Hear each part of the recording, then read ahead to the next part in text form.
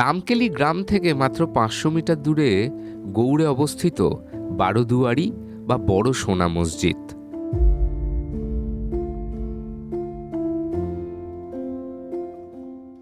এই বিশালাকার প্রাচীন মসজিদটি গৌড়ের বৃহত্তম স্মৃতিস্তম্ভ।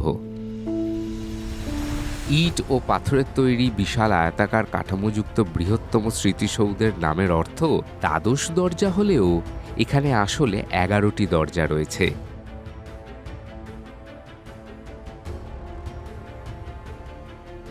জানা যায় সুলতান আলাউদ্দিন হোসেন শাহের শাসনামলে এই মসজিদটির নির্মাণ কার্য শুরু হয়েছিল।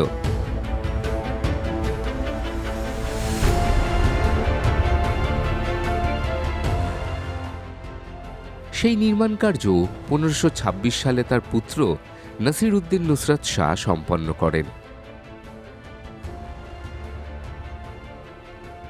এই বিশালাকার মসজিদে লক্ষ্য করা যায় ইন্দো আরবি স্থাপত্য শৈলীর ছোঁয়া। এছাড়াও পাথরের উপর খোদাই করা ভাস্কর্য এখানকার প্রধান আকর্ষণ।